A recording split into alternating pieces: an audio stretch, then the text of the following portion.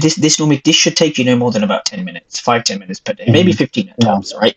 And you Yeah. want to get Yeah. this to be close to 20, if not Mhm. 20. You Now, want to get a quick question about step though. Are we looking at the Asian sessions price action, or are you talking about specifically the 9 to 9:30 periods price action? so between 9 and 9:30, you need to apply this system. It doesn't really matter. The data you get should come from the charts, regardless of what session it is. If that makes I sense. see. Got it. It, Got it. it doesn't. It Yes, that doesn't does. matter. It doesn't matter. I see. I see. So what we've done is we've actually, let's go to our live market execution. So at 9 to 9:30, you're meant to do what we've just done. So Hmm. we can tick this box. Now, just to give you a quick heads up, you don't want to have, if this is less than, I mean, I'd prefer it to be 20, but if this is less than like 16 or 17, Hmm. 80%, we want 80% or more. If this is less than 16, Hmm. you can't tick this box. That's a good point. Yeah. Yeah. However, this is a relatively simple thing to do and very mechanical. It's almost always going to be ticked. Does that make sense? Yeah. Yeah. I understand that. Yep.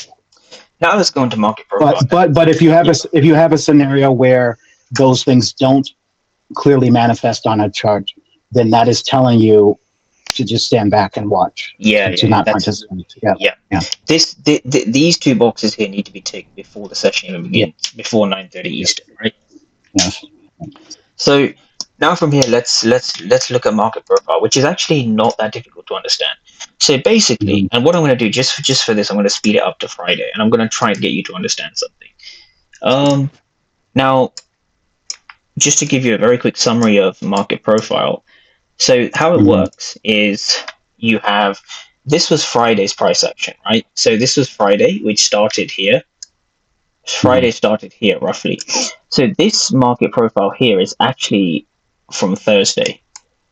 So this data Okay. we're using on Friday, this market Mhm. profile is actually from Thursday's data. So this is the Okay. daily Okay. market profile, right? So I don't want you to get confused Okay. by it. All this is telling you is on Friday we're using this market profile, and this Mhm. data is from Thursday. I see. Okay, And that's really key to understand that concept because I was not aware of that. I assumed that it was based on whatever time chart you were using. Yeah. yeah, okay. Now with Thursday, if you look at this Thursday, right? Thursday started here. Hmm. When we're trading Hmm. Thursday, we're using this market profile, and this is, as you guessed, came from Wednesday. Yeah. So Now, a quick question yeah. on my chart. I can share my screen, but on my chart, I don't have one for Friday. The earliest it shows me is Monday, and I don't know what I'm doing. Okay. You know what? When we go over your homeworks, you can share your screen. We'll quickly fix that. I know what the Okay. problem is. Okay. Very good. It's Okay. just a settings issue. We'll fix that. Okay. Got it. Okay. So the way we use market profile is very simple. So if we go to our SAP checklist here, Hmm. market profile, previous day's volume. Now this is just this box is almost always going to be ticked. In fact, it's always going to be ticked as long as you've checked it. Now, what are you checking Okay. specifically? Right. This is now documented here, but I'll quickly explain it. So basically you can probably see here two regions. You have the blue region, Hmm. and then you have the gray regions. Now the Yeah. blue region represents 70% of the volume of that day or the previous Hmm. day. Hmm. Hmm. So what it's telling you is on Friday, this is where you want to be trading in the blue region, basically. Hmm. So Hmm. what this means literally physically is that 70%, right, of Thursday's volume was situated here. Hmm. Basically, you want to be trading inside of these. Now Hmm. the question is, what happens if there's a move outside of that? So, for example, this is where the SOP checklist is going to become very powerful, and you're going to see it. You can see here that there was actually a pretty hefty move that happened downwards here. Now it happened within the low volume area. This is the low volume area, right? This is where there's only there's only 30. Actually, it's less than 30 because there's also this bit down here. This is less than 30% of the day's volume. So typically, it is a low volume area. If you, just by eyeballing it, it's probably like 25% of the day's volume. If that makes sense. Yeah. Yeah.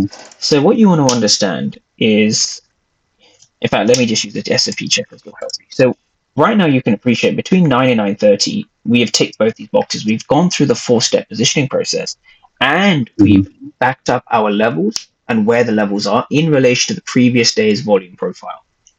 Mm-hmm. And all you're looking to do is you're looking to identify basically where the volumes are high and low with respect to the key levels. That's why we start with the 4-step positioning process, then we go on to market profile. Fair. And from here, we will then identify which area of volume is high and low based on the key levels. Okay. Mm-hmm. Yeah. Now let's break it down. So now 9:30 to 10. This is the opening bell, right? Mm-hmm. Now this is the first half-hour window. So what you're looking for is areas of low volume and high volume. Again, we define low volume. Let's actually go to Thursday first. This was Thursday. So Thursday, we had a hefty move. However, this move didn't really get going until 11:45 Eastern. 11:45, Okay. about 12. So the move didn't really happen as the afternoon was coming in EST, right? Now, if we go down to like a 1 minute time frame when we start taking trades and stuff, this is where the absorption would come in. What you would have noticed if you went and followed my trades, this was a break-even trade, right? And this was the winning trade, which I actually didn't catch because I went break-even here and it flew, unfortunately. Just one of those things.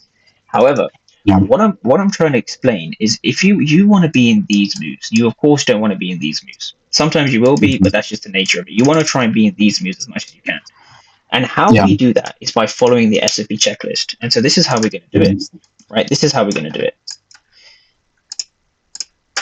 Now, if you're remember we're between 9:30 and 10. Do not forget that. Yes. Now, if you're in a low volume area, you're not allowed to trade. So basically, the new rule that we're passing now to avoid chop, because if you look here, we